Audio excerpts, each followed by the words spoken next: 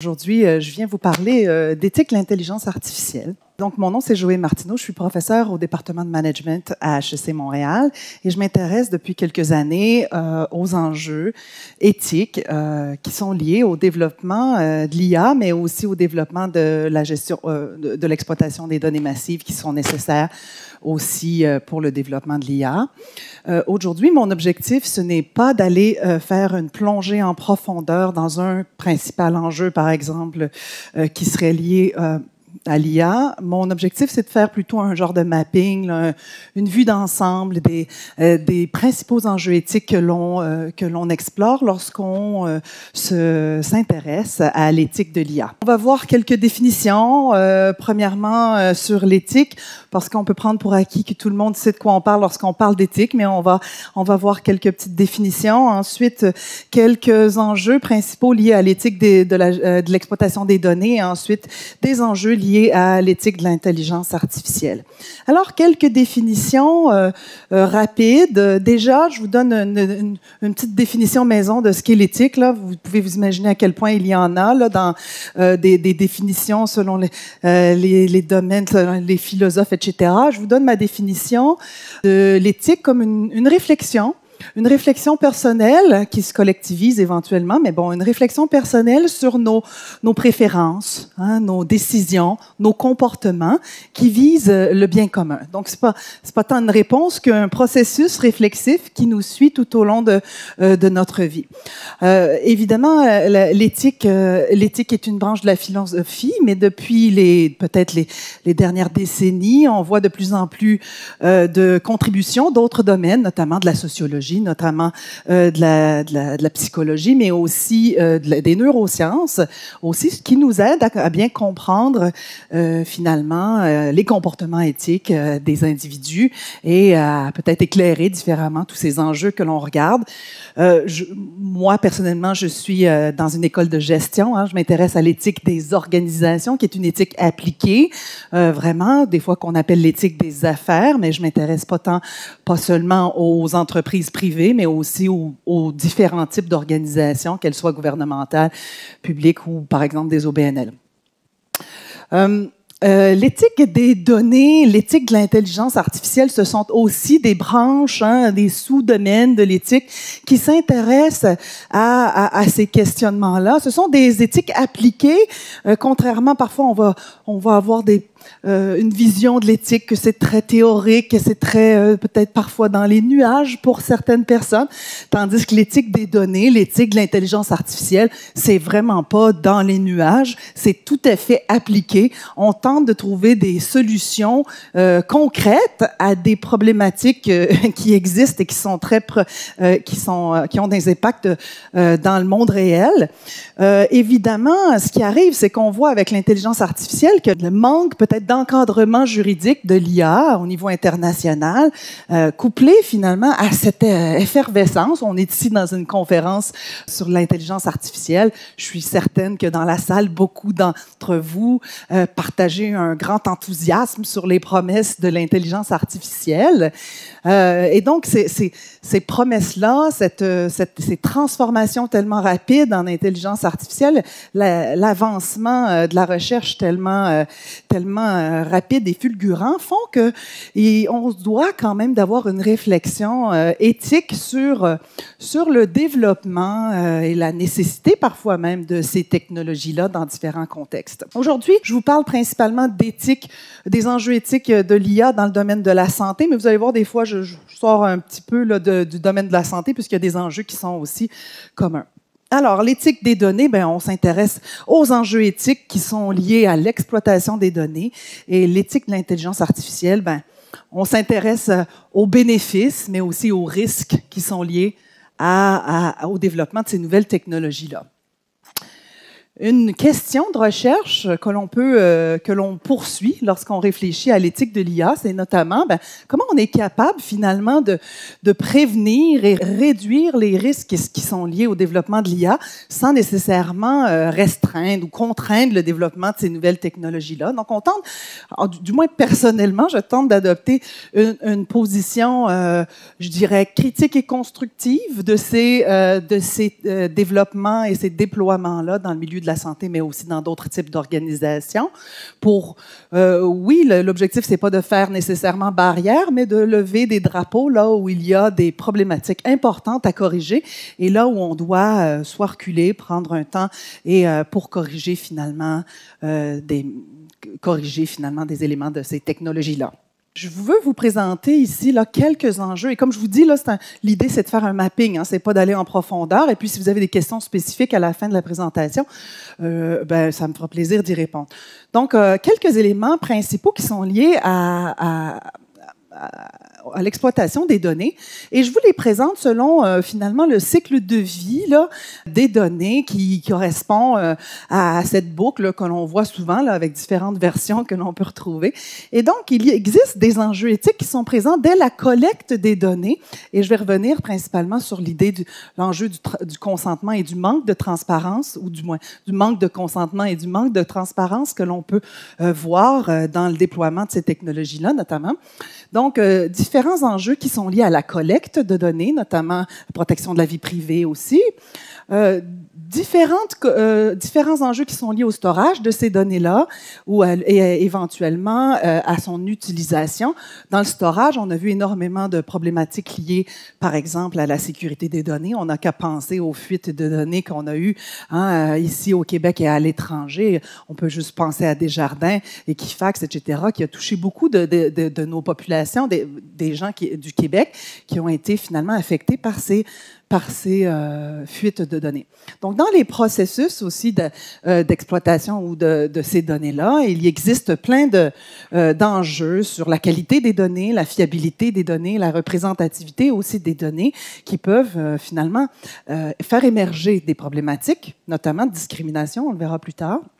En termes d'utilisation, aussi, dans l'utilisation des algorithmes, on a finalement des problématiques parfois qui sont, et je vais y revenir plus tard, puis évidemment des enjeux qui sont liés au partage des données avec des tierces parties, parfois à la revente des données et à l'utilisation ultérieure des données, parfois pour des utilisations qui n'ont pas été anticipées initialement. L'archivage, éventuellement, pose aussi plusieurs données problématiques. Donc, plusieurs enjeux qui sont complexes aussi. Je vais aller dans trois grands enjeux qui sont liés à la gestion des données. Je ne peux pas passer à travers tout ça, puis aussi, je veux me laisser du temps un petit peu sur les enjeux de l'intelligence artificielle. Mais je voulais vous présenter, vous parler spécifiquement du consentement.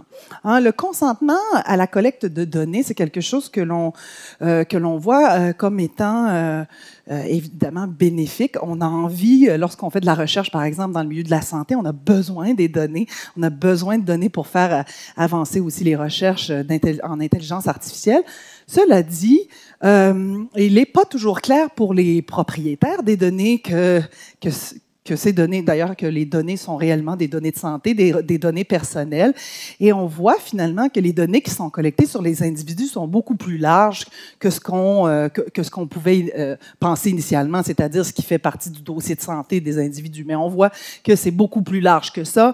Toutes les données qui sont liées, par exemple, aux habitudes de vie ou aux entraînements. Plusieurs d'entre nous portons des objets connectés qui peut-être collectent des données en temps réel sur nous, et il est peu évident pour la majorité des gens, de monsieur, madame, tout le monde peut-être, qu'ils ont vraiment consenti à partager leurs données à travers l'achat de ces technologies-là, mais aussi le téléchargement d'applications de santé, etc.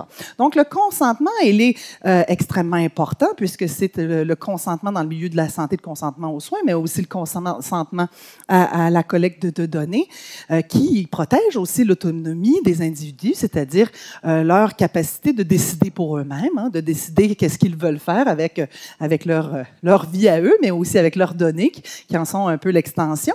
Et donc, il n'est pas toujours clair que ces données-là sont obtenues avec un réel consentement libre et éclairé, c'est-à-dire qu'il n'est pas toujours évident que les gens sont même au courant qu'ils ont consenti à quoi que ce soit, Souvent, ils vont télécharger une application mobile, ils vont cocher un truc, ils vont pas lire. Hein. C'est rare que les gens vont lire toutes les formulaires de consentement, puisque premièrement, ils sont souvent écrits dans des jargons complètement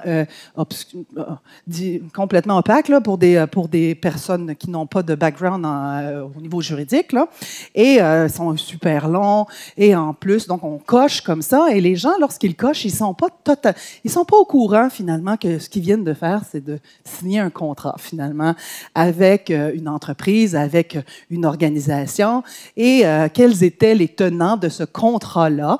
Et c'est pas évident que les gens sont réellement au courant. Donc, on peut dire que le consentement n'est pas obtenu de façon éclairée, du moins libre probablement que oui, mais éclairé, ça reste pas toujours clair. Donc, et ce manque de consentement ou cette absence de consentement réel au partage des données, fait qu'on peut qu'il y a atteinte à l'autonomie des individus, à leur libre choix et à leur capacité finalement de décider pour eux-mêmes qu'est-ce qu'ils veulent faire ou non de leurs données. Il faut dire que lorsqu'on parle aux individus, notamment aux patients dans le milieu de la santé, s'ils sont d'accord de partager leurs données, ils sont d'ailleurs très partagés eux-mêmes, c'est-à-dire qu'ils vont nous dire, ça dépend pourquoi. Hein? Si tu me dis, si Mme Martineau voulait faire des recherches sur le cancer, pour sauver des gens, etc., et donc il y a une finalité qui vise le bien commun, hein, qui vise, habituellement les gens sont plus favorables, évidemment, au partage de leurs données, à la collecte de leurs données. Cela dit, lorsque la finalité, c'est une finalité commerciale, qui vise l'enrichissement, par exemple, d'une partie tierce, de grandes pharmaceutiques, etc. Là, les gens sont souvent un petit peu plus frileux par rapport au partage, ou du moins de leurs données. Ça m'amène à vous parler de la confidentialité. La confidentialité, c'est et puis il manque le bout, le and protection of privacy, qui était la protection de la vie privée. La confidentialité, c'est un aspect extrêmement important lorsqu'on parle de gestion des données. Et on sait très bien maintenant que mon image était là pour représenter cette idée qu'une fois qu'on partage nos données, là, on a de la misère à remettre la pâte à dents dans le tube. Là, hein? Une fois qu'on on a de la difficulté à reprendre le contrôle sur ces données-là, advenant que, par exemple, une personne décide de révoquer son consentement à partager ses données personnelles ou décide finalement de vouloir, à un certain moment de sa vie, protéger ses données de façon différente. Et il y a énormément de données qui sont collectées. On sait que maintenant, les organisations collectent vraiment beaucoup plus de données qu'elles en ont réellement besoin pour leurs activités, souvent dans des buts qui sont un peu pas clairs, en anticipant des besoins futurs, en anticipant peut-être de la revente, hein, finalement, de ces données-là. Et donc, il n'est pas clair, justement, qu'il existe encore maintenant des lieux qui sont protégés finalement de la collecte des données, qui sont finalement des lieux de vie privée. Des lieux de vie privée, c'est des lieux où finalement je suis complètement libre finalement de ces technologies-là.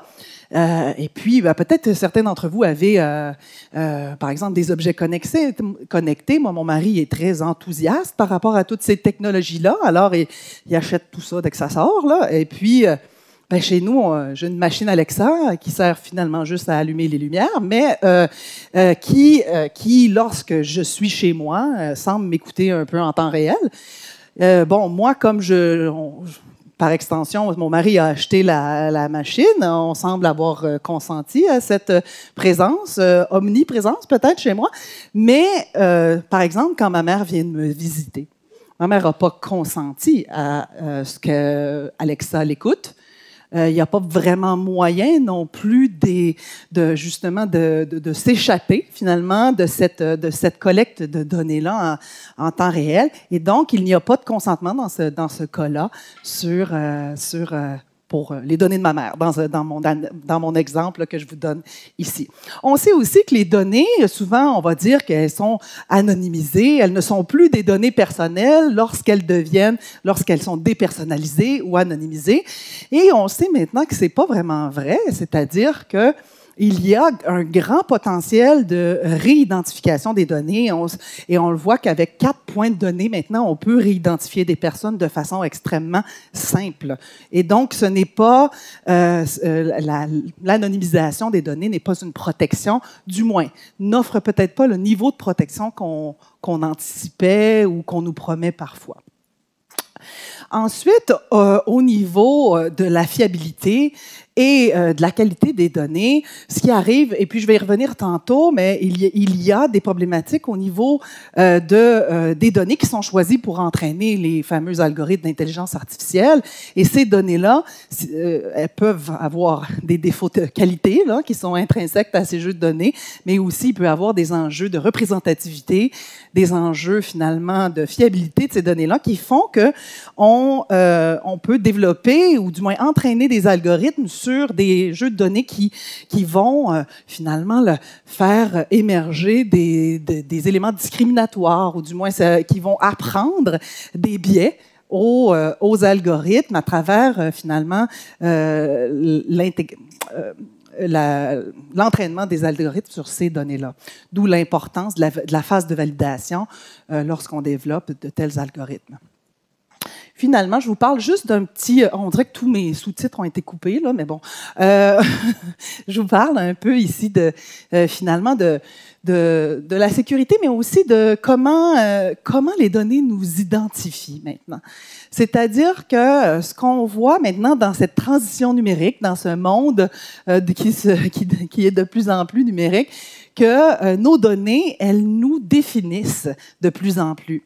Si vous avez finalement souffert d'une maladie dans le passé, peut-être que vous savez que ces données-là vous suivent. Personnellement, moi, j'ai eu un cancer lorsque j'avais 30 ans et ces données-là me définissent maintenant puisque je suis insolvable d'assurance. Je ne peux pas m'acheter de l'assurance vie, etc. Et donc, il y a réellement dans les données un déterminisme qui fait qu'on a de la difficulté à échapper à un certain point à notre identité qui est celle que nous confèrent nos données. On a de plus en plus des associations de patients ou des groupes finalement qui militent pour le droit d'être oublié, c'est-à-dire le droit de changer ces données, de changer ou de révoquer finalement le consentement au partage de nos données. Hein, moi, mes étudiants, ils sont pas stressés avec ça. Mes étudiants du bac, quand je leur dis « Ah, ça vous dérange pas qu'on collecte des données sur vous? » Puis ils sont là « Ben non, moi, j'ai rien à cacher, j'ai pas d'argent, j'ai rien à cacher, etc. » Je leur dis « Ah, ça a bien été pour vous les 2 dernières années de la pandémie? » Parce que statistiquement, on sait que les problèmes de santé mentale sont quand même assez prévalents chez nos étudiants de ces âges-là. Ils disent « Ouais, madame, ça n'a pas été très bien, j'ai fait une petite dépression. » J'ai dit « Ah, tu as pris des antidépresseurs pendant ta dépression? » Oui. Ben voilà, maintenant c'est écrit dans ton dossier de santé. Maintenant, cet événement de vie te définit pour un certain nombre d'années. Tu pourrais avoir de la difficulté d'obtenir de l'assurance ou d'autres, par exemple, services auxquels tu voudrais avoir affaire. Oh, là, les étudiants, ils font finalement, peut-être que j'aime moins ça, cette idée-là. Alors, je vous parle maintenant de quelques enjeux principaux dans le développement, pas seulement le développement, mais aussi le déploiement de ces technologies-là dans le système de santé. Et j'ai oublié de parler dès le départ que ce travail que j'ai fait là, c'est un travail qui a été mandaté par l'OBVIA, c'est-à-dire l'Observatoire sur les enjeux éthiques du numérique, des enjeux éthiques et sociaux du numérique. Donc, quelques enjeux éthiques du développement d'intelligence artificielle. Ici, vous allez me dire que je sors un peu du milieu de la santé avec mes drones, là, mais c'était pour illustrer cette idée du double usage potentiel des technologies qui sont développées. Certaines technologies sont développées avec des intentions qui sont nobles et qui sont bienveillantes, mais on sait maintenant que ces technologies-là peuvent être éventuellement utilisées à d'autres escients. on le voit dans le contexte de l'armée ou de la guerre, hein, et c'est un enjeu extrêmement important. Mais on le voit aussi, par exemple, avec les enjeux qu'on a vus pendant la pandémie, avec le tracking, hein, de la géolocalisation de nos cellulaires. D'ailleurs, le comité d'éthique du Parlement canadien a justement empêché, hein, finalement, la collecte de données, du moins voulu contrôler ça, puisque la santé publique canadienne, apparemment, collectait des données en temps réel sur la géolocalisation des Canadiens pendant la pandémie, quelque chose auquel vous avez peut-être pas vraiment consenti de façon individuelle à ce que vos téléphones soient géolocalisés. Et donc, il y a là potentiellement des usages doubles.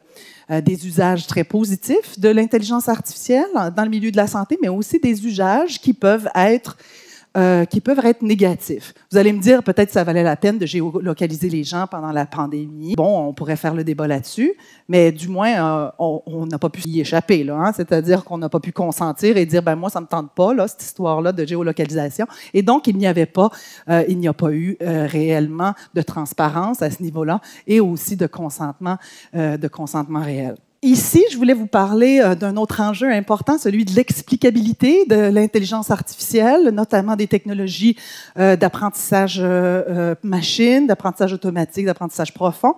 Et donc, ces technologies-là nous présentent cet enjeu de ce qu'on appelle en anglais le black box, hein, où on sait qu'elles sont extrêmement puissantes, que la performance est au rendez-vous, mais qu'il y a peu de compréhension du fonctionnement de ces systèmes d'intelligence artificielle, où il y a donc cet effet boîte noire diminue l'explicabilité de ces technologies-là.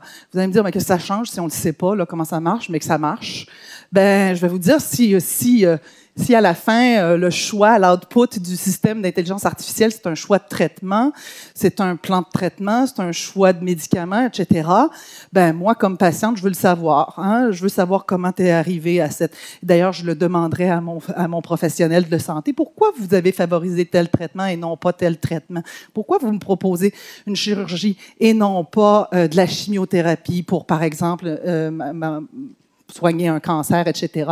Et donc, si le professionnel de la santé n'est pas capable d'expliciter comment ou d'interpréter même, hein, un enjeu d'interprétabilité, comment le système est capable d'arriver à cette suggestion-là, si les gens qui ont développé la technologie n'y arrivent pas aussi, on voit que ce manque d'explicabilité peut évidemment créer un manque de confiance, un manque d'adhésion ou du moins un enjeu pour l'acceptabilité de ces technologies-là dans le milieu de la santé, évidemment. Les biais algorithmiques, évidemment, si vous êtes tous intéressés par l'IA, vous vous souvenez des expériences là, hein, avec les chatbots qui sont devenus en 2h15 hyper racistes et qui tenaient des propos racistes et misogynes, etc. lorsqu'ils ont été lancés peut-être dans les réseaux sociaux, etc. Et donc ils ont appris ces algorithmes parfois et ces apprentissages-là peuvent apprendre la reproduction ou même l'amplification de biais que l'on a, qui sont présents dans les données, qui sont présents dans ces situations-là, mais qui sont potentiellement au désavantage de populations qui sont parfois déjà marginalisées. Et donc, on a une amplification des inégalités sociales ou des discriminations qui sont potentiellement, du moins, maintenues ou augmentées par l'utilisation de ces technologies-là. Un autre enjeu extrêmement important dans le développement des systèmes d'intelligence artificielle, c'est l'enjeu de la responsabilité. Dans le milieu de la santé, vous pouvez vous imaginer, si, je reprends mon même exemple, si on vous dit, ben, le système d'IA a suggéré que vous ne fassiez pas de chimio, madame, mais qu'on vous fasse une chirurgie. Et là, c'est ce que la dame décide de suivre comme traitement. Finalement, ça se passe moins bien. Il y a un grand... je ne sais pas, son traitement ne fonctionne pas bien. Et puis, la dame, la santé périclite, elle dit, qu'est-ce qu'elle va dire? Bon, mais qui a pris la responsabilité pour le choix de mon traitement? Et si, par exemple, ce choix de traitement-là était une erreur, une erreur médicale, puisqu'on c'est pas à toute épreuve, là, ces systèmes-là. Et donc, à qui revient la responsabilité de cette erreur médicale? Au professionnel de la santé qui a suivi un système dont il comprenait mal le raisonnement, étant donné le manque d'explicabilité du système d'IA. Vous voyez, à qui la faute? À l'hôpital, aux professionnels de la santé, aux développeurs des systèmes d'IA. Ça commence à être complexe. Quand on diffuse de la responsabilité, habituellement, on rend tout le monde un peu moins responsable et un peu moins conscient aussi des impacts que l'on peut avoir. Il y a une diffusion de la responsabilité qui fait que tout le monde se sent moins peut-être impliqué. Donc, les juristes aussi s'intéressent beaucoup à cet aspect à qui revient la responsabilité des décisions algorithmiques, par exemple. Un autre enjeu très important, c'est celui du développement d'agents moraux artificiels.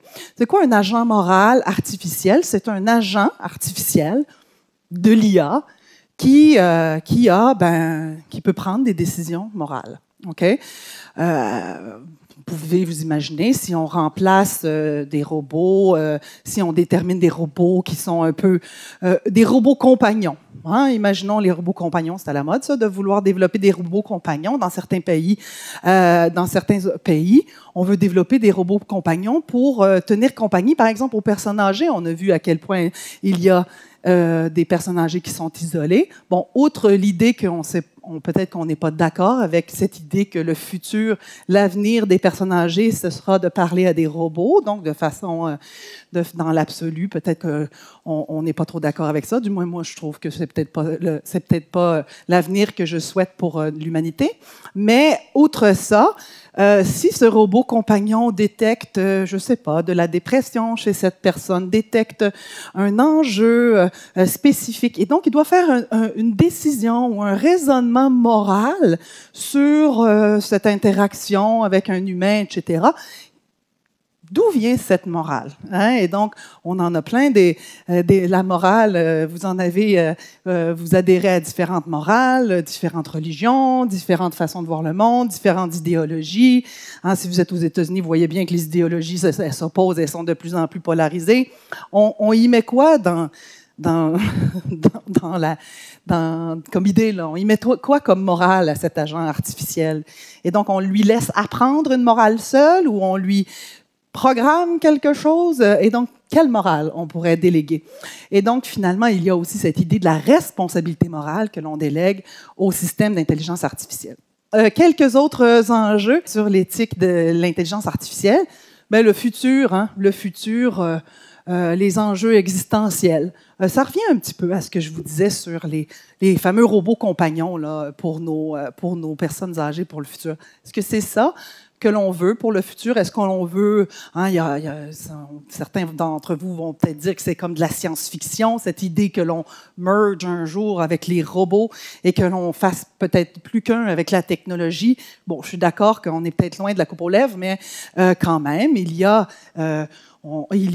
des initiatives. Vous l'avez peut-être suivi, Neuralink, avec Elon Musk qui veut implanter des puces dans le cerveau de personnes dotées d'intelligence artificielle pour merger l'intelligence humaine et artificielle. Bon, ça fait science-fiction, mais quand même, il semble qu'il y a que ces développements-là sont en cours. Est-ce que c'est ce qu'on veut pour le futur des humains? Est-ce que c'est vers là qu'on veut aller? Je ne vous dis pas que j'ai la réponse. Je vous dis que c'est une réflexion qu'on doit avoir. Le futur de l'emploi. C'est de l'emploi, je voulais parler. Il semble que tous mes titres aient été coupés lorsqu'ils ont été passés dans le tordeur de la présentation. Bon, le futur de l'emploi, on voit qu'il y a énormément d'enjeux qui sont liés aux transformations des emplois. Puis dans le milieu de la santé, c'est pas banal. C'est-à-dire que si on remplace ou on appuie la décision de certains professionnels de la santé par l'intelligence artificielle, mais comment ça change leur identité professionnelle, déjà d'une part? Si finalement, maintenant, moi, je suis à HEC. Vous pouvez vous imaginer que les comptables à HEC, ils trouvent ça spécial comme changement technologique, puisqu'on a plus qu'un tiers du contingent d'HEC de Montréal qui étudie en comptabilité. Je ne sais pas si on va avoir besoin de tout ce monde-là comme comptable plus tard, là, mais en tout cas, ça attire encore les foules. Mais il y a tout un changement dans l'identité professionnelle des comptables. Et là, je sors un peu de la santé, mais on peut parler des radiologistes à ce compte ou qui finalement voient leur travail extrêmement changer et puis peut-être que le marché de l'emploi aussi sera extrêmement perturbé par c'est l'arrivée de ces technologies-là. Vous allez me dire, ben oui, mais ça va créer des nouvelles technologies, des nouveaux emplois. On va en perdre et on va en gagner. Bon, je suis d'accord qu'il y a ces transformations-là, mais comment on fait pour les 20 prochaines années pour pas perdre des gens dans nos sociétés, pour qu'on fasse cette transition-là, pour arriver finalement tous ensemble là, à passer dans cette transition, cette grande transition. Et aussi, est-ce que vraiment c'est aussi ce que l'on veut? Ça pose toutes sortes de questions intéressantes, par exemple sur le revenu minimal garanti, qu'est-ce qu'on va faire des gens si on n'a plus besoin d'autant de personnes dans les milieux de travail? Bon. Là, vous allez me dire, on est au plein emploi, la pénurie de main-d'œuvre, etc. Bien, justement, ces pénuries de main-d'œuvre-là, elles excusent beaucoup de choses aussi. Où on dit, bien, il n'y en a plus d'emplois, il n'y a plus de gens, il faut donc développer les technologies pour arriver à fournir les services, etc. Et donc, il y a un effet d'entraînement dans ces perturbations du marché de l'emploi. Le titre, c'est The Digital Divide. Donc, il y a dans le déploiement des technologies numériques et des technologies d'intelligence artificielle un accroissement aussi des inégalités sociales. On sait qu'à l'échelle locale, mais même mondiale, ces technologies-là sont d'emblée plus disponibles aux personnes qui sont plus favorisées dans les pays qui sont développés. Et donc, l'accroissement et le développement de ces technologies-là a un effet d'accroissement de cette division peut-être, ou ce schisme social entre pays développés, non développés, ou moins en voie de développement, pardonnez-moi. Et donc, il y a ces risques-là d'augmenter finalement ces inégalités sociales à travers ces technologies-là. Il y a aussi énormément d'impacts environnementaux de ces technologies-là, malgré qu'on n'en parle pas beaucoup, je trouve, mais bon, peut-être de plus en plus. Développer toutes ces machines, ces robots, ces ordinateurs, ces bases de données qui prennent énormément d'espace, ça prend des espaces et ça a un coût environnemental qui est très élevé. C'est peu étudié pour l'instant, du moins, il y a de plus en plus d'études là-dedans, mais il y a de plus en plus, et on voit qu'il y a comme une forme d'incompatibilité entre un développement durable, qui est un des principes que l'on voit, par exemple, dans la Déclaration de Montréal, et le déploiement de ces technologies-là à grande échelle, donc où finalement ces principes-là entrent en tension dans le développement de l'IA. J'ai commencé déjà à vous en parler. Il existe beaucoup de frameworks au niveau international sur l'éthique de l'intelligence artificielle. Par exemple, il y a l'OCDE qui s'y penche, il y a ici au Québec l'OBVIA qui s'y intéresse, on a tout plein d'organismes et d'initiatives internationales qui s'intéressent à l'éthique de l'IA.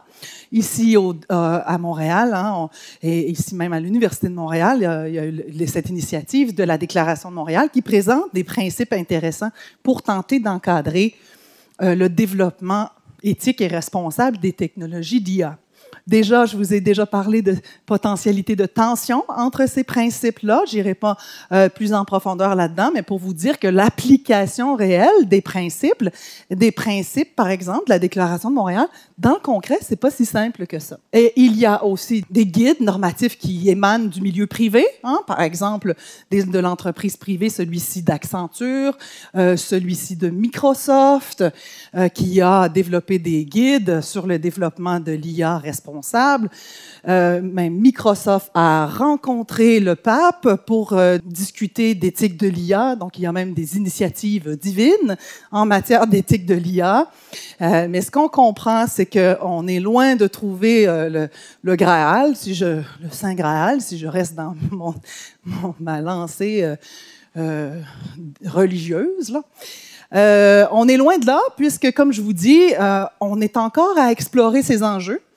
Et puis, on y va de plus en plus en profondeur dans les enjeux et on est de plus en plus au courant des problématiques potentielles liées au développement de l'IA.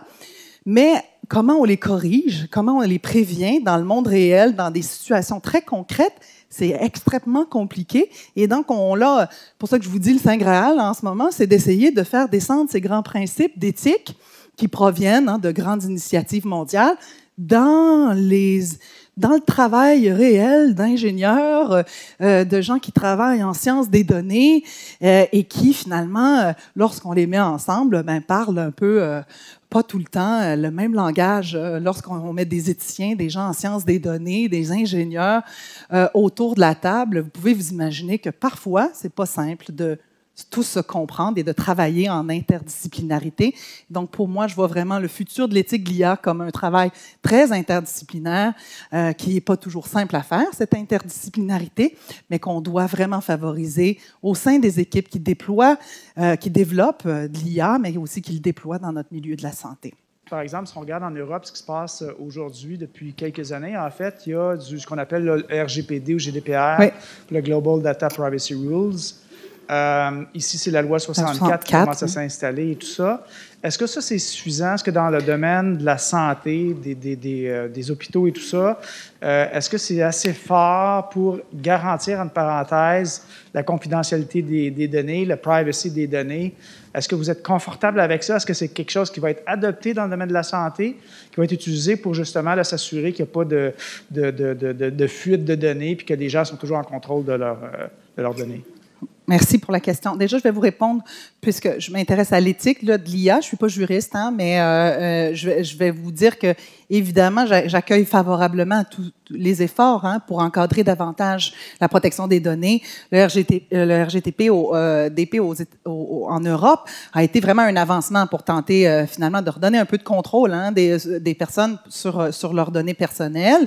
Je pense que la loi 64, ici au Québec, s'en inspire beaucoup. Mais au-delà de la loi, on sait maintenant que les données personnelles, on peut les réidentifier. C'est-à-dire que ça ne nous empêche pas. C'est pas parce que la loi est là, puis on le sait, moi je travaille dans le milieu des entreprises, aussi des entreprises privées. Les entreprises sont soumises à la loi. Elles sont aussi soumises à des codes d'éthique. Ça n'empêche pas qu'on envoie des cas de fraude. Là. En ce moment, si vous allez au cinéma, vous pouvez aller voir le film Norbourg, vous pouvez aller voir ce cas de grande fraude. C'est-à-dire que la loi, elle est évidemment extrêmement importante, mais au-delà de la loi, il faut former les gens qui développent de l'IA à avoir cette sensibilité éthique et à être capable de lever des drapeaux puis de dire il y a quelque chose qui ne va pas. Et c'est pas juste ça, il faut aussi former leurs gestionnaires, puisque je viens du domaine de la gestion, à les écouter et à être sensibles à ces préoccupations-là. Et donc, il faut faire... se préoccuper d'éthique dans le domaine de l'IA, je pourrais vous donner 3 grandes justifications. Il y a une justification morale, évidemment, c'est la bonne chose à faire, puisque ça va de soi. Il y a une justification aussi qui est davantage gestion des risques. Il y a des risques qui sont inhérents à ces technologies-là. Et il y a aussi un argumentaire, et comme je viens d'HEC, je vais le faire, qui est stratégique. C'est-à-dire, de plus en plus, les entreprises qui développent de l'IA et qui vont être soucieuses des enjeux éthiques, peut-être, du moins ici au Québec, là où on implante des nouvelles lois et on est de plus en plus soucieux de ces enjeux-là, on va avoir un avantage comparatif, espérons, auprès du moins des grands acheteurs de ces technologies-là, donc des gouvernements et des établissements de santé. C'est pas dit que ceux qui s'occupent pas d'éthique ont pas un avantage concurrentiel ailleurs, dans le milieu de l'entreprise privée. Mais pour répondre à votre question et y revenir, je pense qu'on peut juste regarder d'un bon œil l'apparition de ces lois-là. Est-ce que c'est suffisant? Je ne crois pas. Je crois qu'on a un travail culturel à faire de sensibilisation et de formation et sur les enjeux éthiques qui sont liés à toutes ces technologies-là. Et que souvent, les gens qui développent de l'IA, ce ne sont pas des gens qui ont fait nécessairement été formés en éthique. À HEC, les cours d'éthique obligatoires à HEC, ça date d'il y a 2 ans. Donc, est-ce qu'on les forme, les gens qui développent de l'IA, à pouvoir réfléchir ces problématiques-là? Je pense que c'est ça sur quoi on doit travailler aussi.